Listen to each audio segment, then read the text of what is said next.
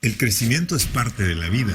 Tener una vida fructífera incluye por lo menos 3 cosas. El cambio de tu mente, es decir, la renovación de tu entendimiento de acuerdo al modelo del reino de los cielos. La segunda cosa es que tienes que estar dispuesto a hacer cambios, ajustes que te lleven a implantar la nueva información en tu vida. Y la tercera, debes tener perseverancia, seguir adelante, seguir aprendiendo, seguir aplicando. Te invito a que juntos trabajemos haciendo estas 3 cosas, de manera que crezcamos como lo hizo Jesús, en estatura, en sabiduría y en gracia para con Dios y con los hombres.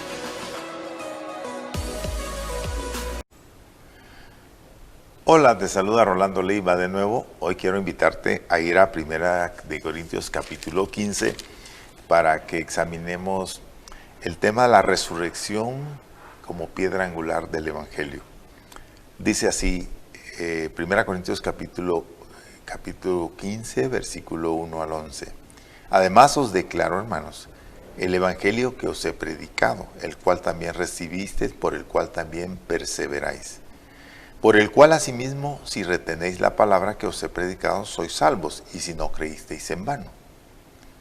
Porque primeramente os he enseñado lo que asimismo recibí, que Cristo murió por nuestros pecados conforme a las Escrituras, y que fue sepultado y que resucitó al tercer día conforme a las Escrituras, y que apareció a Cefas y después a los 12. Después apareció a más de 500 hermanos a la vez, de los cuales muchos viven aún y otros ya duermen. Después apareció a Jacobo, después a todos los apóstoles, y al último de todos, como a un abortivo, me apareció a mí.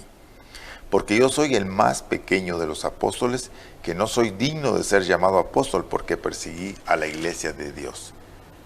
Pero por la gracia de Dios soy lo que soy, y su gracia no ha sido en vano. Para conmigo antes he trabajado más que todos ellos, pero no yo, sino la gracia de Dios en mí. Bueno, hemos examinado varios temas ya acerca de el creyente, su esperanza, su posición delante del Señor. Hemos visto que el creyente ama, en el capítulo 13 vimos que el creyente ama incondicionalmente y su amor es el amor derramado en su corazón por el Espíritu de Dios. Hoy quiero que pensemos un poco sobre la resurrección, porque hoy estamos hablando en un tiempo cuando las personas mueren, y cuando las personas mueren, ¿qué pasa? Generalmente las personas nos preguntamos, y si yo muero, ¿qué va a suceder?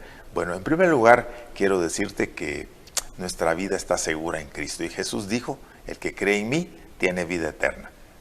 Pero yo quiero que examinemos hoy el hecho de que Jesús resucitó, la resurrección de Jesucristo. ¿Cómo se entiende en las Escrituras? El apóstol Pablo, quien es el que escribe 1 Corintios, dirigiéndose a esta iglesia, le instruyó acerca de esta verdad que es tan fundamental. Y él comienza hablando de que el evangelio predicado a los corintios es el mismo que él recibió, o el que dice, el que hemos recibido. ¿Y cuál es el evangelio? Hermanos, os declaro que el evangelio que os he predicado, el cual recibisteis, en el cual también perseveráis, por el que asimismo si retenéis la palabra que os he predicado, sois salvos, si no creísteis en vano. Y entonces él procede en el versículo 3 a explicar lo que él ha recibido. En primer lugar, quiero hablar del evangelio. El evangelio lo hemos recibido nosotros como revelación de Dios. En Jesucristo. Jesucristo vivió hace 2000 años, 33 años, 3 años de ministerio público en donde Él predicó y enseñó. El Evangelio de Marcos en el capítulo 1 nos dice que este es el principio del Evangelio, Hijo de Dios. Entonces Marcos, el Evangelio nos plantea que las palabras de Jesús son el mensaje del Evangelio, que Jesús mismo es el Evangelio. La obra de Cristo realizada en la cruz, estamos hablando del Evangelio de nuestro Señor. En Romanos 1:16 nos declara que el Evangelio es el poder de Dios para salvación de todo aquel que cree. De manera que este Evangelio es una buena noticia. Evangelio significa buena nueva, buena noticia. ¿Cuál es la buena noticia? De que en Cristo Dios perdona los pecados, que ya no necesitamos pagar por nuestras culpas, sino que en Cristo, Dios, en el sacrificio de nuestro Señor Jesucristo, Dios nos perdona cuando nosotros creemos en Él. Por eso dice, lo que ustedes recibieron fue lo mismo que yo recibí, que Cristo murió conforme a las Escrituras y resucitó conforme a las Escrituras. Vea usted el énfasis que el apóstol Pablo hace sobre el cumplimiento de la muerte y la resurrección de Jesús como un evento que va cumpliendo los requisitos que la Escritura misma ha planteado. Y Pablo menciona por lo menos 3 cosas acerca del Evangelio.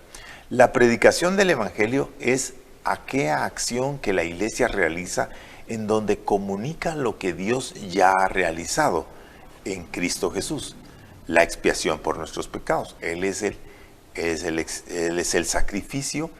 Él también dice la Biblia que es el pago por nuestros pecados y es el precio de nuestra redención. Pero habla otra cosa. Porque el Evangelio que primeramente recibisteis, dice, entonces el Evangelio también requiere que en la predicación haya una respuesta del que escucha. O sea, el que recibe el Evangelio tiene que tomar una decisión. Y la decisión es creer o no creer. Aceptar lo que Dios ha hecho ya a su favor o no aceptarlo. Y las personas no se van a perder, o las personas que se van a perder, como la Biblia nos lo plantea, no se van a perder necesariamente por falta de entendimiento y de conocimiento, sino se va a hacer por falta de una decisión de fe. Por esa razón, el Evangelio debe ser predicado y anunciado. Cada persona tiene que decidir creer en él. Y la otra cosa que Pablo dice, que debemos perseverar en él.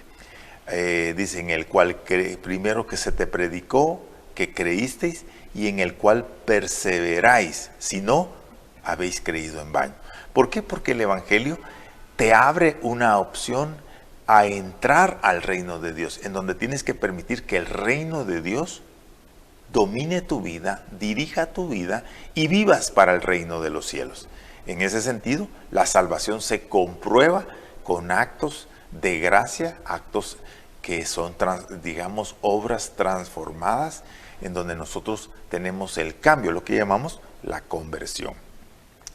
El apóstol Pablo quiere que nosotros evitemos el error que comete mucha gente. La gente piensa que por saber de Jesús, eso implica la salvación. Sabes que en Guatemala se habla de que tenemos por lo menos, algunos hablan que hasta el 48% de las personas somos protestantes, pero nosotros somos un pueblo cristiano, por el catolicismo o por el Evangelio.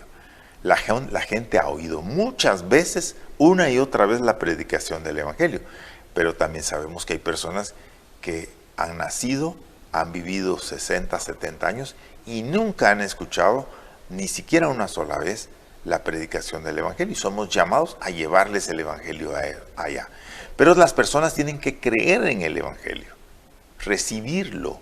Es la idea. Entonces, creer no solamente es convertirte en una persona que condesciendes con Jesús y sus palabras, sino tienes que dar una respuesta de fe. Y en la respuesta de fe nosotros nos comprometemos, en primer lugar, a aceptar lo que Jesús hizo por nosotros y a caminar en obediencia. Y luego tenemos que perseverar. O sea, un acto verdadero de que tú has creído es que tienes unas acciones que te identifican con el reino de Dios. Jesús dice que es como la semilla que cae en el camino. O sea, las personas que escuchan la palabra de Dios, el Evangelio se les predica, pero lo olvidan. Es como aquella semilla que cayó junto al camino, que creció rápido, dice, pero vinieron las aves y se la llevaron y no dio fruto. Marcos 4:4. Así que el cambio, la conversión es la novedad de vida que se espera del receptor del Evangelio. Y entonces Pablo les está hablando a ellos. Es preciso perseverar. La predicación del Evangelio es la condición para que las personas puedan, digamos, creer en el Evangelio. Esta es la palabra de fe que predicamos, que si confesares con tu boca que Jesús es el Señor y creyeres en tu corazón que Dios le levantó de los muertos, serás salvo. Porque con el corazón se cree para justicia, pero con la boca se confiesa para salvación. Romanos 10, 8 y 9. Creer en el Evangelio es la respuesta que te da la salvación, la que te permite apropiarte de la obra realizada por Jesucristo. Pero tu vida transformada es la demostración de que tu fe no ha sido una fe solamente de saber datos, sino de un compromiso de caminar con el Señor. Y esto es lo que trae la transformación al Evangelio. Pero Pablo vuelve a hablar de nuevo y nos vuelve a traer. El mensaje del Evangelio es un mensaje sencillo y básico. Cristo murió por nuestros pecados y resucitó por nuestros pecados. Entonces, vea, la muerte de Jesús, por supuesto, es un acto de gracia y de entrega del amor de Dios. De tal manera amó Dios al mundo que dio a su Hijo unigénito para que todo aquel que en él cree no se pierda, mas tenga vida eterna. Entonces, ese es el acto más importante que nosotros tenemos de la demostración del amor de Dios. Pero también la palabra del Señor dice que la muerte de Jesús fue la culminación a una serie de eventos que culminan con la resurrección. Entonces, Cristo murió conforme a las Escrituras y fue resucitado al tercer día conforme a las Escrituras. Recuerda, ese es un énfasis que el apóstol Pablo está haciendo. ¿Por qué? Porque Cristo no solamente hizo esas dos cosas, murió y resucitó, sino Jesús dice que vino para cumplir la ley. No he venido para abrogar la ley, sino para cumplirla. Entonces, el acto de redención se basa en que Jesús cumplió todas las demandas de la ley por nosotros y murió y resucitó. Entonces, negar la resurrección de nuestro Señor Jesucristo implica también que todo lo demás que Jesús hizo no tendría validez. Por esa razón es tan importante. Si Cristo no resucitó, vana es nuestra fe. En ese sentido, el Evangelio se fundamenta, o sea, la buena nueva de que Cristo nos perdona se fundamenta no solamente en el acto de la resurrección, sino en que la resurrección es la culminación a una serie de eventos. Y vas a encontrar en Mateo que dice, y esto lo hizo el Señor para que se cumpliera lo dicho por la ley o lo dicho por el profeta. ¿Por qué? Porque Él vino para completar y cumplir en su vida todo aquello que se requería para que nosotros muriésemos. Fue sepultado y resucitado conforme a las Escrituras, porque Él vino para cumplir. Hubo muchos testigos, dice el apóstol Pablo, y varios de ellos, Cefas, Pedro, y a los 12. Después se apareció a más de 500 hermanos. Luego se apareció a Jacobo, que es el Santiago de las Escrituras, que es el hermano de nuestro Señor Jesucristo, de madre nada más, ¿verdad? Porque nuestro Señor Jesucristo fue engendrado por el Espíritu. Pero José y María tuvieron más hijos y entre esos estuvo Jacobo. Y por último, dice el apóstol Pablo, me apareció a mí como un abortivo. Porque Él ya no le apareció en el llamado que Él hizo a los 12, sino apareció después de su resurrección. Yo soy el más pequeño de todos los apóstoles y no soy digno de llamarme apóstol porque fui perseguidor de la iglesia. ¿Ves que Pablo, habiendo sido un perseguidor, se llama un blasfemo, uno que dio su voto para que muchos murieran, en el caso de Esteban, por ejemplo, se considera a sí mismo como un receptor del Evangelio, porque el Evangelio no se nos ha sido dado porque nosotros lo merecíamos, sino por la acción bondadosa y generosa de Dios. Dios nos ha amado y ha mostrado su amor dando su vida por los pecadores, y entre esos nosotros. La importancia de la resurrección no se trata solo que Jesús haya revivido y se levantado de los muertos, aunque es un evento poderoso. No es un muerto revivido solamente. Se trata de que la resurrección cierra todos los eventos que plantea la venida de nuestro Señor Jesucristo como el cumplimiento de todo lo que se había dicho acerca del Mesías, pero que Él moría y resucitado. En ese sentido dice Hebreos 4, que no tenemos un sumo sacerdote que no puede compadecerse, sino uno que fue tentado en todo según nuestra semejanza, pero sin pecado. Y aún así murió y resucitó.